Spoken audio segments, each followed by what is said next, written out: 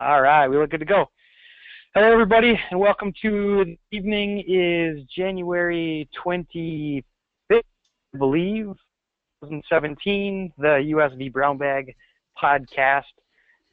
Tonight we've got Jase McCarty talking with us about what's new in vSAN 6.5, relatively new, quite new. So Jase will give us all the good stuff. Do you want to give us a little preview of something we might hear about? We're going to cover just I'll say the gambit of the new features, if you will, but at the same time, I've got some little bit of extra that I'm going to show, kind of enabling or using some of those new features. So basically, another live demo like I did the last time, and hopefully my internet doesn't fail because I'm not on a regular phone. I'm over a VoIP phone, and everything is not where I am. So hopefully we'll have some success, and I won't lose a connection tonight. I hope you said that late enough so the demo gods can't get to us in time and everything goes well. So, well, if I'm gone, I'm gone for good because I mean I'm not on a landline. I mean I'm everything is all over the net, and I'll be honest with you, it's been flaky the past 2 days. So fingers crossed. All right. Just some opening notes. Of course, you know how to find us already if you're here. You can get in on a conversation on Twitter with our various handles, Twitter hashtag vBrownBag. I'll be watching that tonight.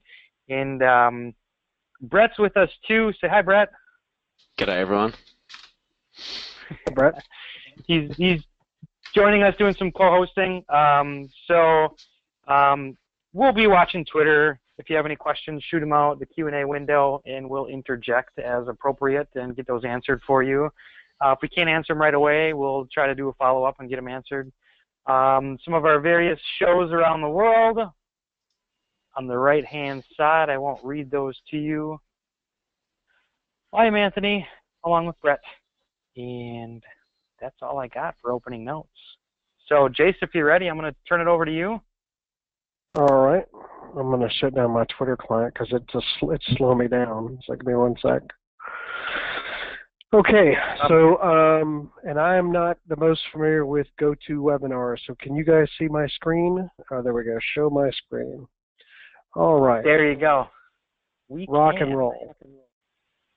So hopefully this little guy will go away at some point, but whatever. Anyway, all right. So let's get started. We can't see it if you're seeing anything, we can't see it. Hides the GoToWebinar stuff pretty easily. So I just have a big, awesome VMware wallpaper and a bunch of shortcuts on the left side. You're good to go. All right, cool. I'm surprised. Actually, quite often when I present, folks will ask about what's in there. Right, Tony's lasagna recipe. That's where I keep all my wife's recipes. Right. Should we add those to the show notes? I was just going to say, yeah, you can zip those up and share them, and we'll put them in with the show notes. Oh no, what you ought to see is my father-in-law's jambalaya recipe. Oh man! All right, but I've delayed long enough. We had a little bit of trouble getting on audio-wise, or I did specifically. So I'm going to dive right in, and I've got about 80 slides. No, I've actually got about 9 slides total. I pulled all the marketing slides out of this particular deck, and so really it's just a very small subset to the meat of the conversation, right? Because I don't know what time everybody's joining from, but it's almost 8 p.m. here, 20 minutes till 8 here in the Central Time Zone, and I don't want to waste anybody's time. So if you're not familiar with vSAN, this is just a quick little slide specific to kind of where we came from, some of the things that we have added over the different releases. If you'll notice, the March 2015, September 2015, March 2016, and essentially November. I don't see a slide on the next slide shows it, but November 2016 is when we released 6.5. All right, now we did introduce all flash back in the 6.0 days, larger clusters. We got twice the speed of hybrid, so on and so forth, stretch clusters in 6.1, a 5-minute RPO with vSphere replication from vSAN to vSAN, And then something that I'm going to dive a little bit more deeply on tonight is 2-node for Robo, right? And what I mean by 2-node for Robo is we've kind of changed the way that we can deploy it, if you will, right? So I'll get into that a little bit more. 6.2, we did introduce deduplication and compression for all-flash architectures, as well as erasure coding. Another little feature called quality of service, which you could almost kind of compare to storage I/O control. It's not really the same thing. It's more of an IOPS limit type feature. But the big things, the huge things that we added in 6.5, and they look kind of light, right? iSCSI access, 2-node direct connect, and management. I'm kind of going to dive more deeply into 2-node direct connect and management than iSCSI access, but those are kind of the biggest things that we added in this release. I will say that if you are familiar with the currently private beta that's going on, you know, we've got quite a few things in store if they happen to make it to to a future release. So with that being said, and this is one I really, really want to focus on a lot, is 2-node direct connect. Important thing to keep in mind when it comes to 2-node direct connect, and you guys actually saw this on the last vBrownBag that I was on. When I showed my cluster, you guys really didn't see what was going on kind of behind the scenes, but I'm not using a switch. Like if you notice these two little red connections here, I'm not using a switch for communication between the nodes as far as my vSAN and my vMotion traffic. Okay, this is actually pretty significant, especially when it comes to I think of retail customers. I think of customers that have got just like a little corner office in a remote location that they don't need a whole lot of hardware. They're running between 2 and 10 VMs, maybe 25, whatnot, that type of thing. This is a really, really cost-effective way of being able to leverage vSAN with 2-node and still getting the full capability, the full speed of a 10 gig connection between the two nodes. Okay, now the important thing to keep in mind is, and I'll demonstrate this here in a bit, but the important thing to keep in mind when it comes to 2-node direct connect is what we're actually doing is we've got traffic tagged for our witness coming over one of these, or traffic tagged for our vSAN traffic across one of these two connections, or both, depending on whether we use teaming or not. But we're actually, rather than requiring this particular network to talk out to the witness, we're actually going out an extra or a different VM kernel interface, right? So the important thing there is you think of some of the large retailers, and I'm not going to say anyone in particular, right? But let's say a large shoe store or a large, whatever store, and they decide they want to deploy 2-node as opposed to deploying 3-node or 4-node or whatnot. They don't necessarily have to have a 10 gig switch anymore, right? Which is huge, especially when you get to the point where you've got, let's say, 10 locations, 100 locations, 1,000 locations, or even, thousands of locations, right? I mean, if we were to look at some of the cheapest 10 gig switches out there, we're still in between, not even enterprise grade for that matter, we're still in several $1,000s at each site just for that part of the infrastructure. So this is one of the things that's very close, near and dear to my heart specifically, because I've been running this in my lab since May of last year, right? So it's a pretty solid solution, and there's not really anything special you have to do as far as maintenance other than a normal vSAN. Now it is configured a little bit differently, and I'll get into that on the next slide. The important thing to keep in mind is we did mention, or we did include it as part of the release with 6.5. However, after 6.5 was released, we began supporting it in vSAN 6.2 when you're using patch 3 or higher. So patch 3, patch 4, like the update that came out in November for vSAN 6.2 and vSphere 6.0, you can do this as well, right? Previously, before 6.5 came out, you had to have an RPQ to be supported. All right, so I ran it on 6.2 from. Go ahead. Sorry. I was just going to say, we've just got a question here just on the latency. What's the latency allowance for the witness node? So the latency for the witness, it really depends on what type of workload you have, and it depends on how many components you have. But I'll say a robo type environment, you're typically going to see the latency can be up to 500 milliseconds, right? Now, I've got a white paper out there. It's very easy to find. Just Google vSAN stretch cluster bandwidth sizing guidance. And that's about a 4-page document that's got all the algorithms detailed specifically to where those numbers come from. And what the process is, and I don't have an animation on this slide, but the process of, let's say this host fails, and I go to move the ownership of everything over to the alternate host. Let's say I have some VMs here, some VMs here. Host number 1 fails. Those VMs automatically restart via HA on the secondary node. And the process of those starting up, that whole failover process, I lost my mouse, that whole failover process, within a 5-second time frame, we've got to be able to change the vSAN object ownership. And where that 5 seconds is important is we use a size of about, it's like 1138 bytes. And that 1138 bytes times every component, or number of components, if you will, translates over to, essentially, if you have 1,000 components, you need 2 megabits of connectivity, right? So 2 megabits of connectivity with 500 milliseconds.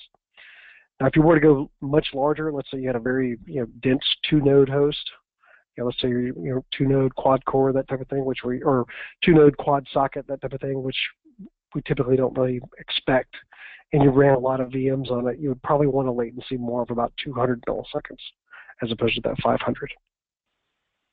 Okay? Now to set this up. Great question.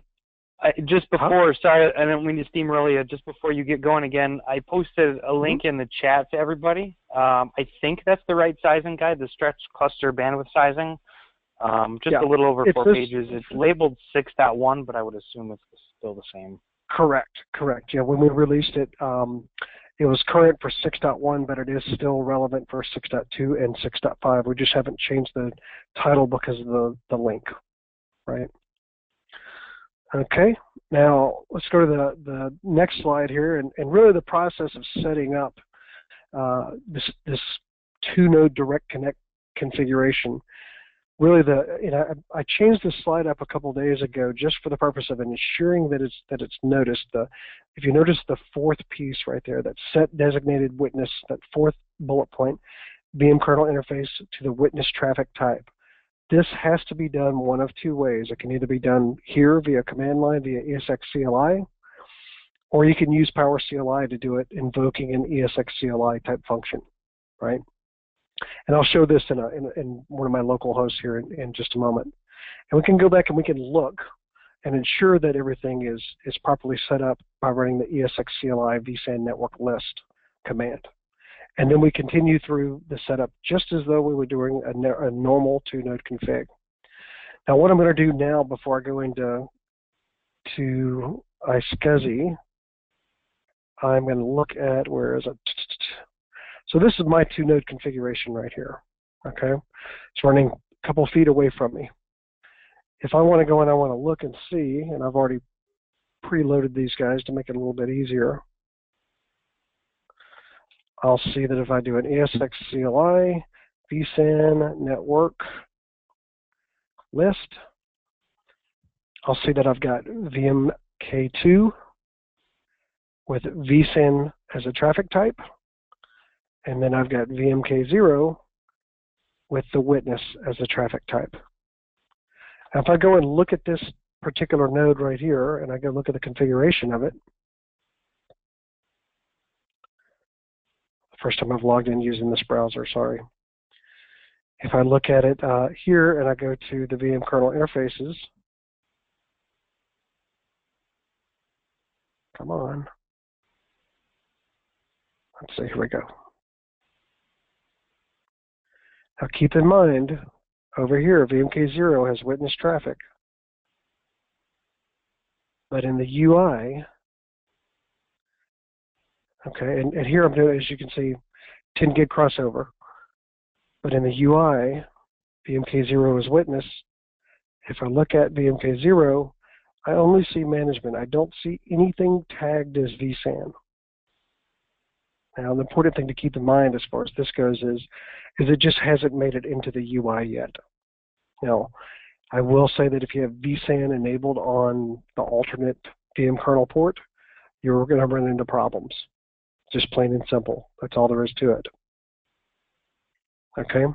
But, like I was talking with a customer the other day, and they had done this, tagging through the client, but they had not done this. They couldn't figure out what the problem was. They could not figure out why it wasn't working. If we could look at our cluster specifically,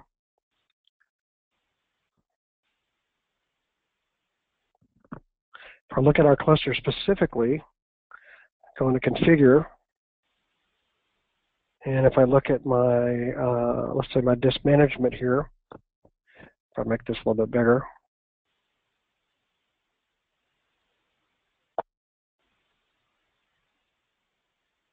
all right, and if you'll notice, as far as my, let me back up. Let me make this a little bit wider so we can see. There we go. All right, if you notice, we're all in the same partition, the same group 1 network partition. Okay? If I did not have this, and I went and I configured the witness, then this witness component right here, or this witness host right here, would actually be in a different network partition. And that's one easy way to see. And you can see here, if I go and look at my configuration for search clusters, I've got the witness, and I've got my 2 fault domains. And I'm not going to go deep into fault domains and stretch clusters and that type of thing. But essentially, a 2-node is a 1+1 stretch cluster. Now, something that's interesting, you guys may or may not get any value out of, but this witness over here is actually running in vCloud Air.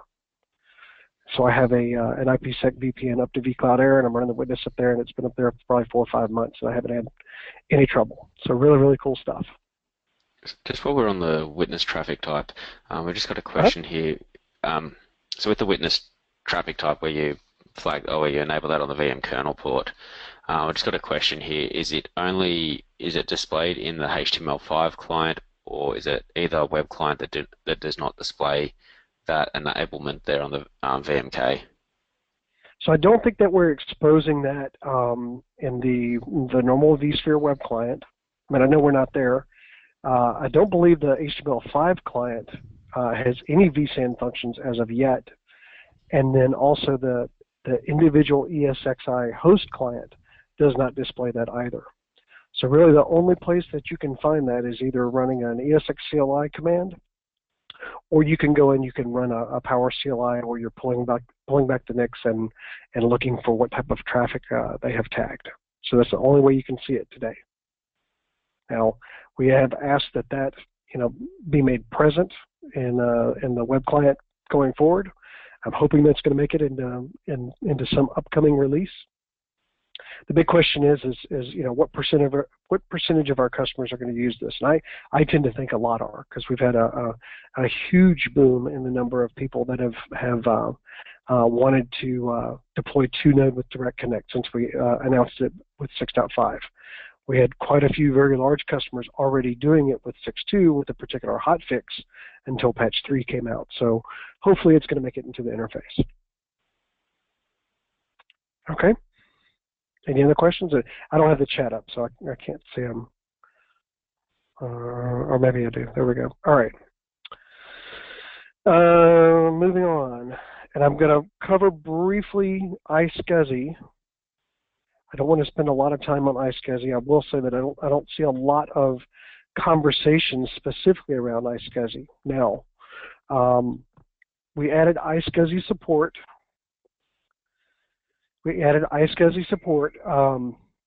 Only in this particular version, 6.5. It hasn't been around previously. We're only supporting today out of the box Oracle RAC, with shared storage and physical workloads. Now, we've had some people ask, they've asked for, hey, I want to be able to do this from within the guest. We're in the process of validating that, as I understand that. Okay, let's see, there we go. Now, we can support a LUN up to 62 terabytes, as we see here. The important thing to keep in mind is all the core functionality that we've got on the back end. Deduplication compression, RAID 1, all the policies, the things that make vSAN great and flexible and whatnot, storage policies are present on the back end device, right? or the back-end LUN, if you will. Now, I don't have one set up on this cluster, I don't believe, but it's pretty easy to set up. Enable, create, and monitor. Whoops. So if we go and do that right here, and we go to, maybe I do have it enabled, I forget. Okay, no, it's disabled. Just edit. And I say I want to put it on. I actually have a port already. I think it's VMK1. Give me 1 second. Let me make sure.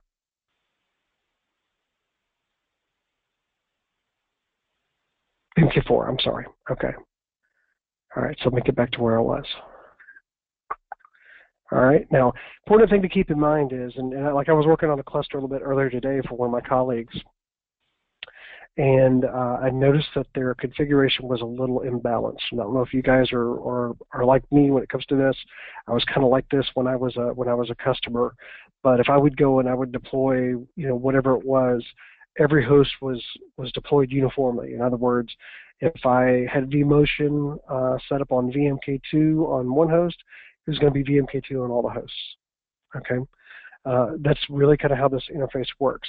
You choose the network that you want it to be on, and it's literally going to look for a VMK4, in my case, across all the hosts in the cluster.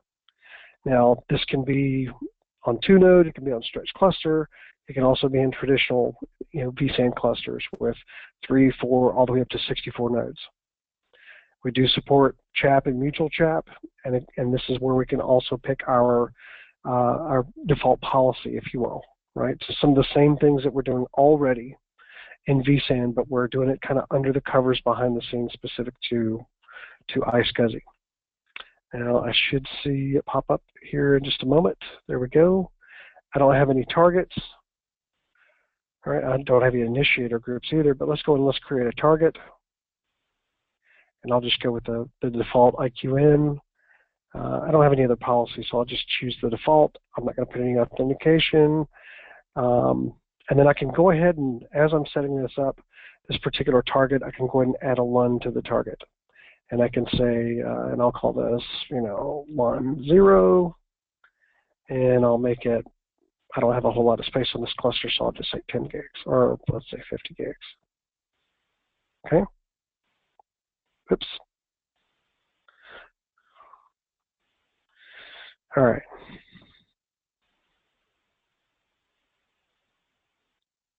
There we go. Like I said, didn't take long. We see our lens down here. Right now it was offline, popped online. If I want to change it, I can. Want to grow it. Now, I will say, and I'm under the impression this is going to change sometime soon, but notice this LUN is online. Oh, whoops. This LUN is online, so I can't extend it. So I have to go and I have to bring it offline if I want to extend it. So I know that's one of the things we're going to be adding fairly soon, hopefully. All right. And we'll grow it, and we'll bring it back online. Initiator groups kind of work the same. There's one little caveat I will mention. It's important to keep in mind when it comes to initiator groups. If you'll notice by default, we have it set up as any initiator. So it's important if you're familiar with block storage, iSCSI specifically, you probably don't want to leave it as any initiator, right? So you probably want to make your initiator groups where you've got, let's say, this host, that host, or the other host, and those are the only ones that have access to this particular LUN, right? That type of thing.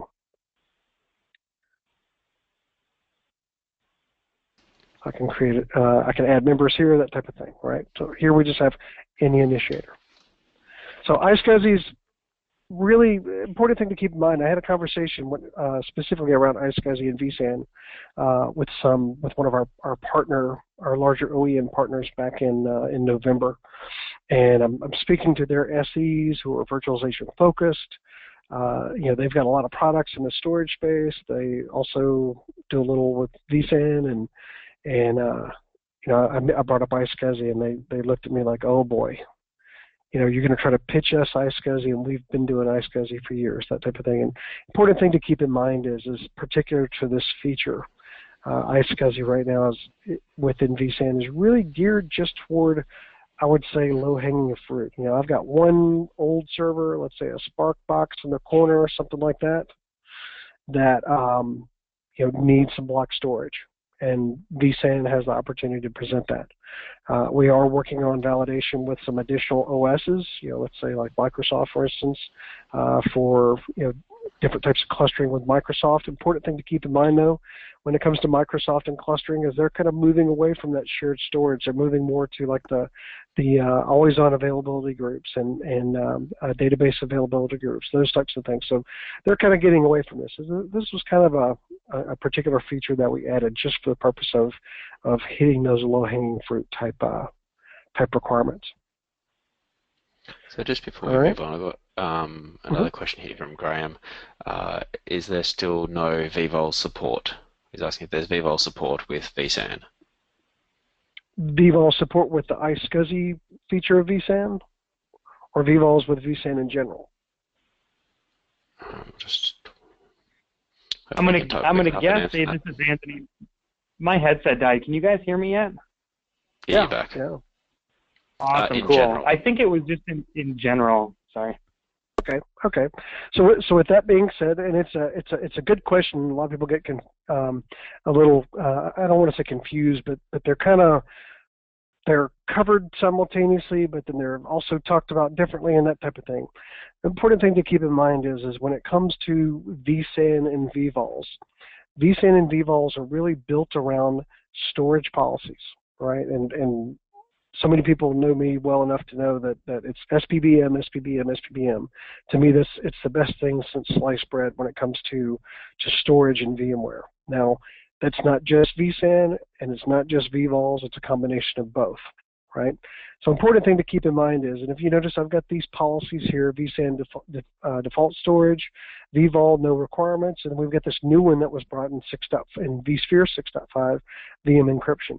I'd love to show you that, but I don't have that set up yet. Important thing to keep in mind when it comes to policies, okay? When it comes to the policies, and I'm just going to make I'll say new storage policy there, and then I have rules that I can apply. Common rules are kind of at a different level, but this rule set one is kind of the important part.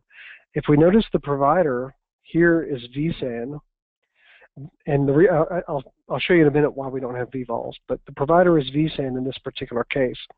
And then what we can do is we can choose different rules based on you know, what our particular implementation has the capability of satisfying, right, as far as that goes. So I just grabbed a few here: number of disk stripes per object 1, flash read cache reservation, fault tolerance. I probably need to put a number of failures to tolerate in this particular rule.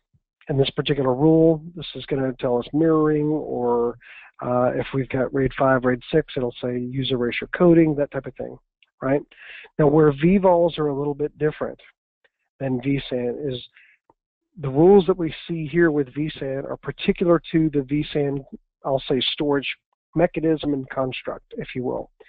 Whereas vVols are a combination of the VASA provider and protocol endpoints and things like that, but the rules are entirely determined by what type of storage is underneath. So like if you have a solid fire array, they're really, really good when it comes to, you know, to QoS. So you may have just significant levels of granular QoS within the vVol rule set for that particular array. If you have, let's say, an EMC vMax, where you have just massive levels of different pieces that you can choose, you know, regarding stripe width and mirroring, you know, whatever rule that the underlying storage can provide is then exposed up through VASA, and then with vVols you can then leverage those rules. So you can basically say, I want to tag this VM to have this particular type of policy applied to it. And as a result, within that particular array, that VM will, storage-wise, will have the characteristics changed. Or if you go to move that VM to, let's say, an alternate provider, let's say you've got some SolidFire, some Dell EMC, vMax, you've got some NetApp, you've got some Nimble, whatever you have in all those different spaces. If they've got vVol support and we have a common set of rules, then we can move things between them very, very easily, depending on the policy that we assign. But if we have, let's say, a particular replication rule that's only available in this one particular array, I can't ever move that to a different type of storage because that other storage doesn't satisfy that policy. So that's kind of where SPBM comes in. vSAN, very, very similar to vVols as far as the rules side of things, but the way we handle data layout and that type of stuff is a bit different. And vVols themselves natively are going to have a different way of handling data movement within an array depending on the array vendor. All right, I hope that kind of gave it, a little ambiguous, but when you've got so many players, it's kind of hard to get really, really detailed. Now, I'll show you in just a second why I don't have any vVols policies listed. And if I go and I look at hosting clusters, and I look at storage, and then I go and I look at my vCenter. I'm not going to look at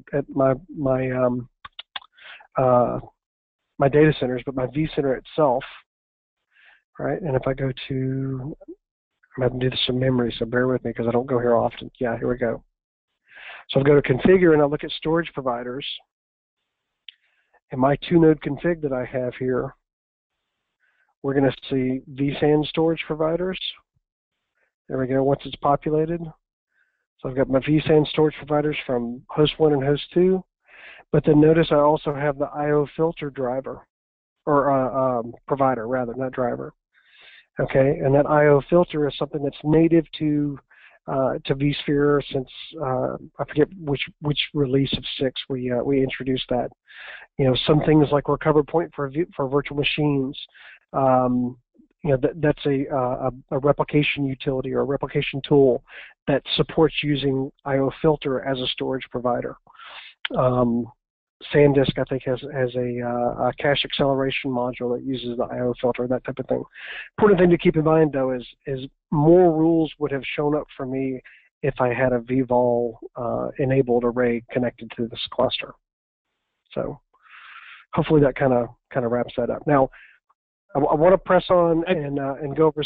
Go ahead. You're about to say.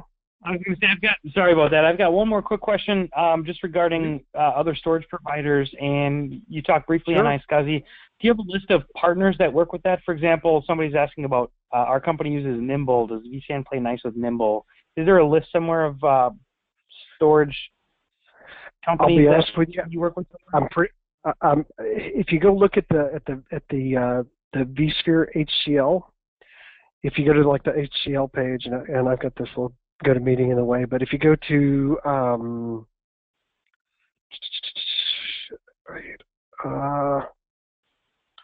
I know exactly what you're talking about. I can send the link in the chat, and you can power through. Yeah. Well, I'm just going to show where it is real quick. It's not going to take long, so hopefully. But when you go here and you say, okay, systems and servers. If you'll notice, there's a virtual volumes. Well, that's virtual volumes Horizon. Whoops. I can't see because of the GoToMeeting thing. There we go. But if you go here, you should see, and I always forget where to find it. So like here's virtual SAN, and my screen's probably hiding it. There's going to be a list of which, I forget which one it is. vVols, vSphere APIs for virtual volumes. Right, so if you want to find out specifically if, let's say, Nimble, right, Nimble, and I'll just say, all. We won't worry about anything beyond that. And hit filter, and it'll tell me that the Nimble storage vSAN provider, you can download the link, and it's supported with these builds. Right, so that's pretty much it in a nutshell as far as that goes.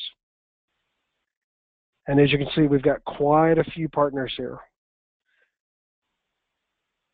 Right, Dell, EMC, HPE, Hitachi, Huawei, NEC, NetApp, Pivot3, Tintri, a lot of good players here, a lot of good partners. Again, the thing I like the most about storage policy-based management is because I can go and I can look at an individual VM, whether it's vVols or vSAN, it really doesn't matter. And I can go and I can take this CRM server, for instance, and I can go and I can choose a policy for that particular VM. And this is, to me, the killer part, right? Because I always hated being the guy that had to deploy LUNs. But I can choose different policies for different parts of my VM. And if I have multiple disks on my VM, of course it's throwing an error because I don't have anything vVols, but if I have like 3 disks, C drive hard disk 1, D drive hard disk 2, and an E drive hard disk 3, I can apply completely different policies for performance, replication, availability, those types of things. To me, this is the absolute best part of vSphere storage today. And I'm not saying vSAN, I'm saying SPBM with vSAN and vVols is the best thing since sliced bread. And I managed storage for about 10 years as a customer. This is my favorite part because I can individually tune, change policies. I can change policies using an API call or a PowerCLI script. Boom! It makes it easy. It makes it sweet. So I highly recommend. If you want to become familiar with that, I highly recommend getting to know that. Now, I think we got about a little bit more than 15 minutes or so, and I want to make sure I've got some time for the next piece, but or the next 2 pieces rather. As you can see, I've got 2 slides to go. We did add support for NVMe and vSAN 6.5. We also added support for 512E drives. Now, 512E drives, it's not anything that we really did particularly. It was really more what vSphere did, because when it comes to recognizing local drives, that's really kind of the work. That's work that they have to do, and then we kind of pick it up from there, right? So it's not really anything vSAN added. It's more of vSphere, what vSphere added, as far as that goes. Here, the latest networking technologies, like 100 gigabits. I mean, we're seeing people talking about 25, 50. We've heard people talking about 40, and now 100 gigabits. So support for those technologies. Now, as we use more and more, or as we do more and more, let's say in the HCI space with vSAN, or we do more and more with our partners that are connected via IP-based storage, whether they be NFS or iSCSI, over IP-based storage, these higher performance speeds are going to give us, the capability of not really having to have any bottlenecks, if you will, going forward, at least not for the foreseeable future. And the craziest part about this is I mean, I remember just, I don't know, it was about 10 years ago, I remember I had this NetApp that I had quad aggregated 1 gig NICs on each filer head, and an LACP, aggregate, or aggregate link, and I very seldom even saturated 1 gig of the 4 gig. So the only thing that I can think is the reason why we're supporting these much higher speeds are for things like vSAN and who knows what is next, right, as far as that goes.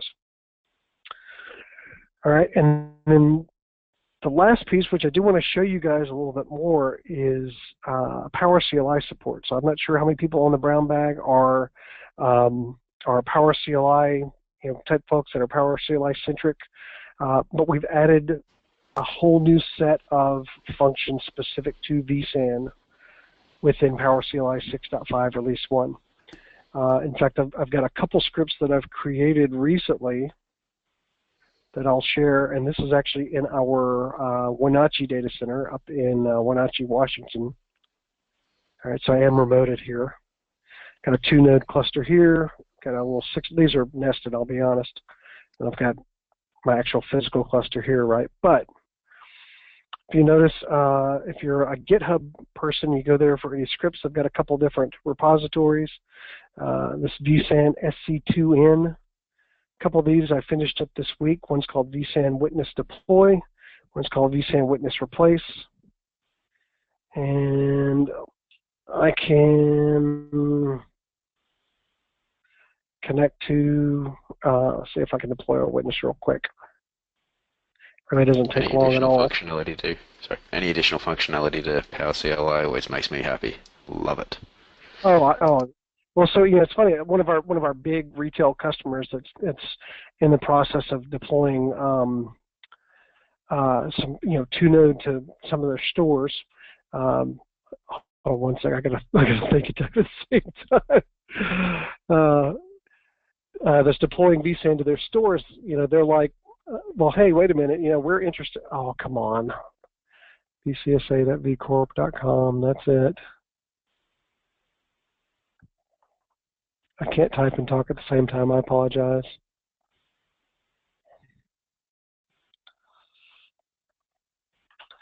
And I think I've got something wrong with my keyboard too.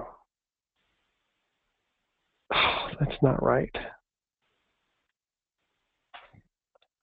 I have no idea. Try turning your off and back on again. Well, I just did that, right? But so let me kind of dive down into the code real quick, and I really wanted to show it, but basically, like this first one, and this is kind of what I pointed them at, vSAN witness replace. One of the things that we often run into is a customer will say, well, I've got a 2-node vSAN over here, and I'll just show this guy again. I've got a 2-node vSAN, and my witness is gone. It's been destroyed. It's I'm offline, whatever, so on and so forth. That type of thing. I could have a witness running somewhere else, and with this particular script, and I'll point out the piece that's kind of the most important, right? Is the fact that I can this particular command right here, right? Okay, right here I'm actually unconfiguring stretch clusters, and then here I'm reconfiguring stretch clusters, and it's there we go. And I'm saying this is the fault domain I want to use. This is the name of the host I want to use, and I'm just pointing at it to like it's another host, and I'm specifying which disks I'm going to use for my cache device and my capacity device. All right, I promise you I'm going to try this again. Let's see.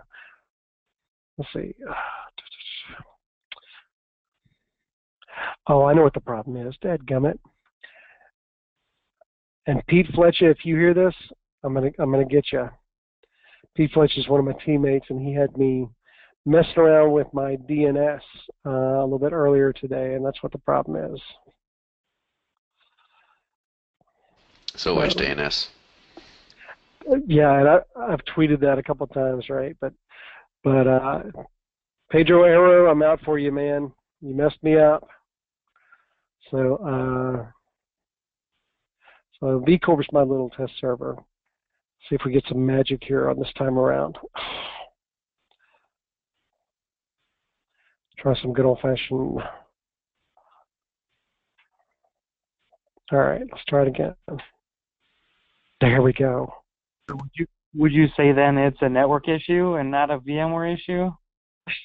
Well, it's a Pete Fletcher issue. So I have to keep calling Pete out, right? All right, so now I'm logged in, right? So I've got, I can say, well, let me deploy a new one first. So let me say vSAN-witness deploy, right? And I think I've got it set up to deploy witness number 3, but we'll find out in just a moment. Right, so if you notice back on my cluster, and oh yeah, witness 4 already exists. So we'll just go and we'll kill that guy. We'll power him off. Power. That's not what I want to do. I want to get him up here. Rather than me going and changing my code out, I'll just kill it here, right? So.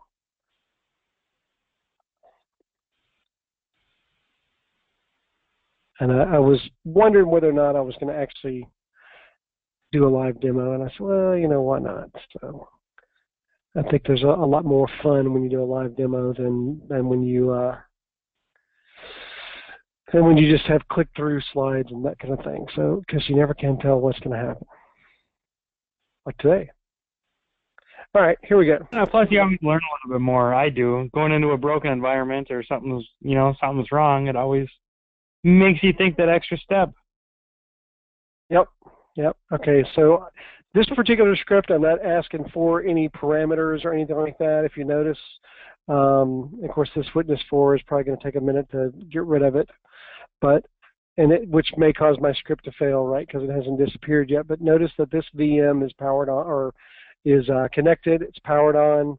I'm doing a little trickery to look for the tools. And keep in mind, like if you look at William Lamb's nested iSCSI appliance that we've got that is not really supported, it has the capability of running.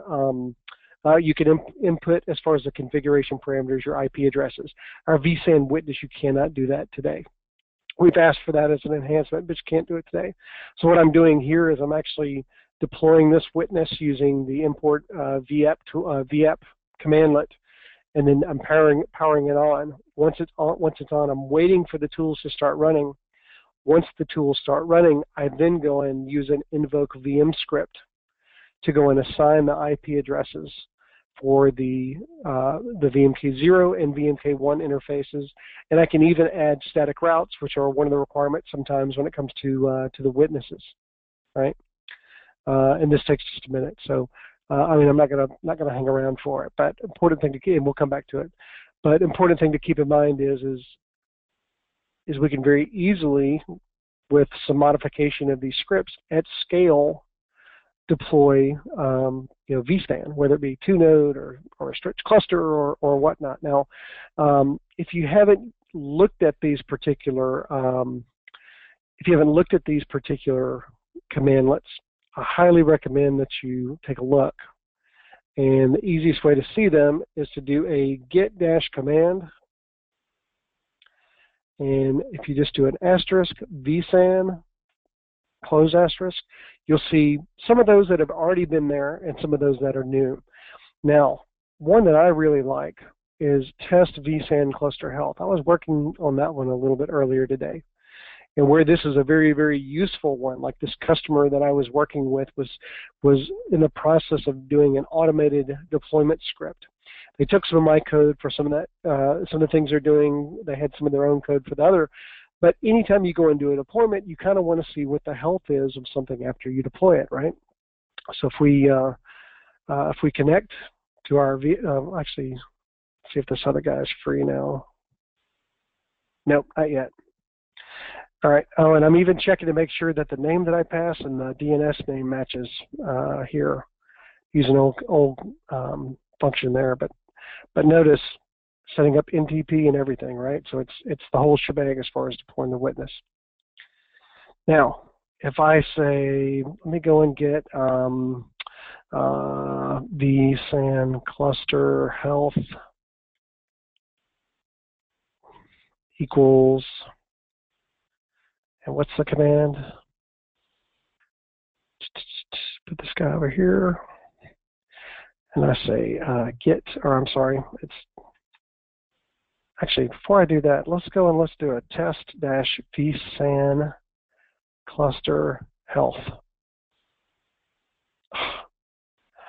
Let's see, I got to get the cluster first, sorry. Cluster equals git cluster. It's by WVC. Okay, here we go. Let's try this again. Okay, so initially with this, you're only going to see a little bit of information, but you can dive deep, deep, deep into it within PowerCLI, and you can do your own reporting independent of the vSAN health service. It's going to essentially invoke it, but you don't have to log into the console. Now notice this is just high-level cluster, when it happened, and what's the overall status. So if we go and we pipe this, get a few more properties, then we can see some additional settings. And I'm actually going to make this a little bit bigger while we're doing that. And this takes a little bit. Now, the interesting thing is we can also use a command called -useCache. I think that's the syntax on it, where we can pull the information from the last time we ran the test as opposed to running the test again. Right? So if we want to do multiple tests or do multiple data manipulation without having to run the test multiple times, and we just use the use cache, and it saves us some cycles as far as that goes. But notice things like disk balance, notice things like HCL info, limit health, network health, so on and so forth. Let's dive into one of these, right? So if I say vSAN cluster health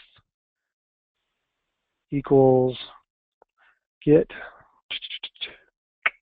Oh, wait a minute, I'm sorry.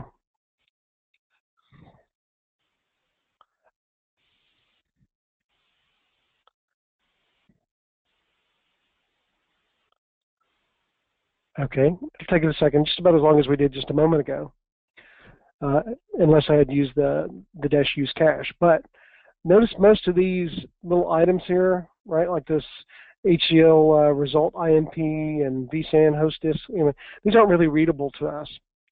But notice if I say vSAN cluster health dot disk balance, I can see my disk balance, and I can put that in a PowerCLI function to enumerate each of those, right? I can say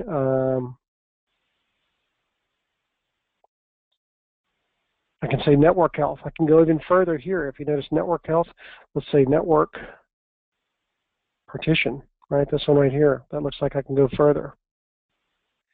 And I see in one partition I've got all these hosts. So this gives us the capability with PowerCLI to, if we're performing functions such as adding a host to vSAN, if we're performing functions like, let's say, a disk rebalance, we can go and report on that after the fact. I can see that as far as our network health goes, I have no issues, right? It's false. My large ping test, hey, looks good. Matching subnets, all this looks good. I can say host result. I see my hosts, no issues, right?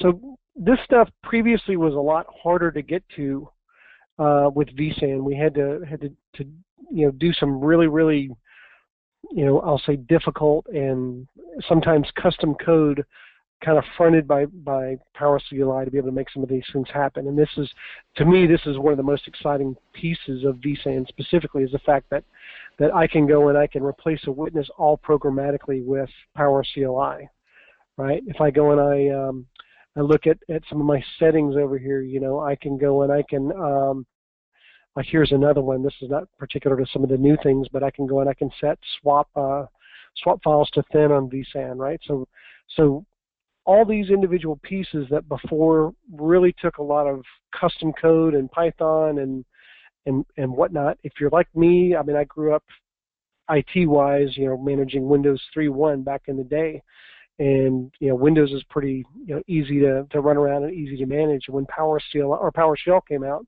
and subsequently PowerCLI came out, it was just a really good fit. It's easy to see, it's easy to read, and now that we've extended all of these capabilities from vSAN via the vSAN Management API up into PowerCLI, we can leverage all of the existing work that we've done previously with vSphere PowerCLI scripts in conjunction with vSAN and get the best of both worlds as far as overall management. I will say that I do plan on putting together some quick management scripts, quick reporting scripts. I may even try to get something rolled into Alan Renouf's daily reporting script as far as that goes. So a question, actually, for myself, is there a reference to the objects and what they will come back with using that when we check the vSAN cluster health to enable us to build our own scripts easy enough, so we already know the objects and what we should expect them to contain? So the same admin guide that we have, and I forget the URL right off the top of my head, but the same PowerCLI documentation that shows what the possible values are for get VM host network adapter and so on also have these functions in there as well, provided it's 6.5 release 1. So you'll be able to drill down into each one of these commandlets and see those individual pieces specific to what you can pull from them to a point. Now, I don't know I don't know if we're necessarily enumerating network partition, but I think that it goes pretty deep. I unfortunately haven't been able to go really deep on it yet myself. But if you look at some of the things we can do, creating fault domains. This is something right here. If you automate a 2-node deployment script, you would go and you would make sure that you've got 2 nodes ready to go. You would do a set vSAN fault domain. You make your 2 fault domains. After you do your 2 fault domains, then you would do a set vSAN cluster configuration. That's literally what I'm doing in this script over here. on SC2N, right, under the replace. And I wish this wasn't so bright, but basically what I'm doing is, in this particular script, this is just GitHub/Jase McCarty, but what I'm doing here, if you'll notice, and it's important to remember when it comes to deploying a witness with 2-node or stretched clusters, if we just kill a witness and that witness just happens to come back later after we've already replaced it, we can't really ever use that again until we do a little bit of maintenance on the partitions on that, you know, what was the cache drive and what was the capacity drive. What I'm actually doing it here is like I'm looking to see if the witness is there. If it's not, then I'm going to say you need to deploy one. I'm going to go and look at the existing cluster and say, hey, look, you know, I want to, you know, check the witnesses, make sure they're connected, and make sure the hosts are you know, not in maintenance mode. I want to get the disk group, and then I want to remove the disk group before I get rid of that witness. So if I go to do a witness replacement, I'm going to basically clean that witness up so I can use it again. And then once I've removed that, right, and the reason I'm doing basically a try here, a try and catch, is because if the witness is not around, then I want to, or not really a try and catch, that's further up, but I'm making sure that it's connected, because if it's connected, then I want to try to remove that cleanly. If it's not, in a particular case where you know, let's say something happened and the witness was just lost, completely lost, then I'm not going to worry about trying to clean that disk group up, right? Then I go programmatically and say, hey, this vSAN cluster configuration is not a 2-node anymore using this witness. And then it's kind of in a quasi, hey, I'm just a 2-node and I'm missing a third fault domain at this case. But then right behind it, I'm saying, hey, I'm going to add the new witness, and then I'm going to say I want to use this fault domain as the preferred, and I want to use this as my new witness, and then here are the drives I want to use. So literally, just in the course of a few seconds, I'm replacing that witness. Whereas if I do that manually, I've got to actually, and where is it? All right, I've got to come over here, and I've got to go and I've got to say, I'm sorry, it's right there. I've got to go and say, oh, come on. I got to say disable, then I got to say enable, and I got to point a new witness, then I've got to select my fault domains, and blah, blah, blah, blah, blah, right? I mean, it takes a few minutes. I actually, through this replacement script, can swap a witness out in a matter of about 5 seconds. Right? It's really not long at all, and that shortens that gap where I've got an environment that is not compliant with the rules that I've chosen, right? My FTP1 over 2-node or stretched clusters, right? So that's kind of I guess the big wrap. I know it wasn't a lot, but it was a lot at the same time. You know, and let me go find that other slide. Let's see where it is real quick. Right? Oop, one too many. Right, so iSCSI access, like I said, we covered it very briefly. I didn't want to go into all the failover scenarios specific to iSCSI because I didn't want to go down that hole, and it's really kind of I don't want to say a limited use case, but we don't see a lot of customers implementing it necessarily. I think 2-node direct connect is huge, you know, especially for customers that have large environments they want to deploy to, you know, like large retail stores, let's say hospitals with multiple remote clinics, things like that. I think more importantly, though, from a home lab perspective, I think 2-node direct connect is really awesome. I'm using 2 nodes, the 2 nodes that you guys see right here. They're like 5 years old. Right, they're 5-year-old. I bought them in like 2011. The only thing I did to them was add drives that were supported by vSAN and a controller supported by vSAN, and then I added 10 gig NICs. That's all I did. And I've got all flash, 10 gig connectivity between the 2 hosts, and I didn't have to fork out, you know, 800 or more, you know, for a 10 gig switch, right? So to me, that's huge. That's very, very huge.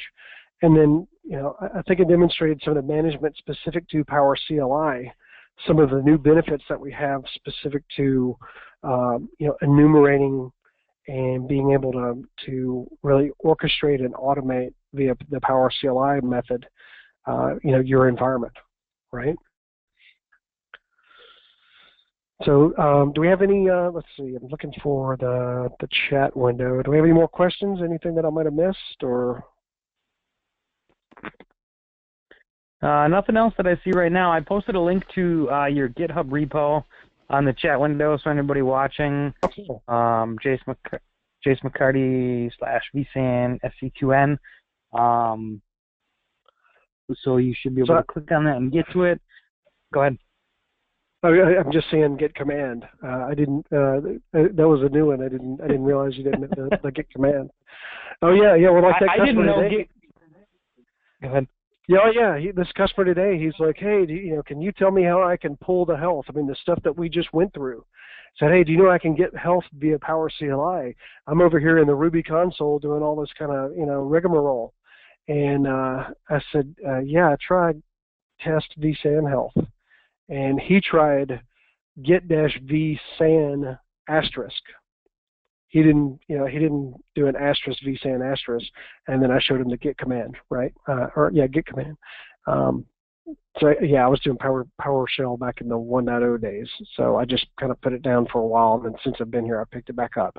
It's probably one of the best things I enjoy about this job is being able to write code.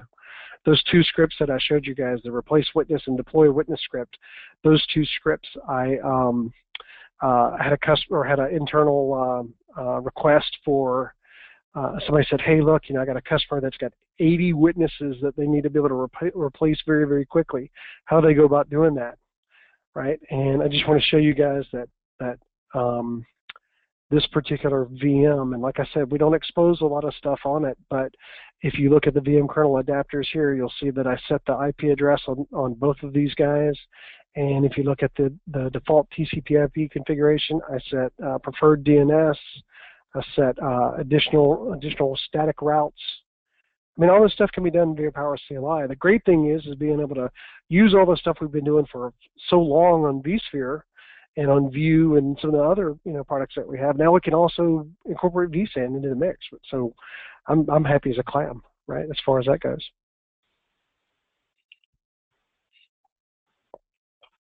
Great, awesome info. So any other questions that anybody's got? What we can do is stop the recording here, Jase, if you're finished, and then if anybody's got more questions, we can they can do the raise their hand and unmute them if they want, if you've got some time yet. Sure. Now, one thing I want to say before you stop the recording, that's 2 brown bags and 2 live demos. Bam! Successful. I would call this absolutely successful. Thank you very much. Other than the DNS issue that Pete Fletcher caused.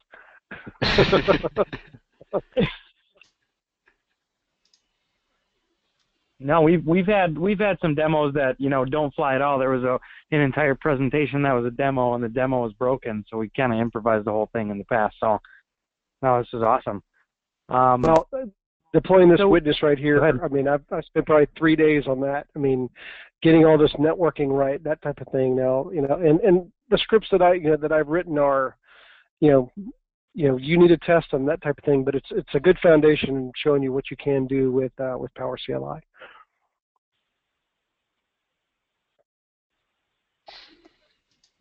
Awesome.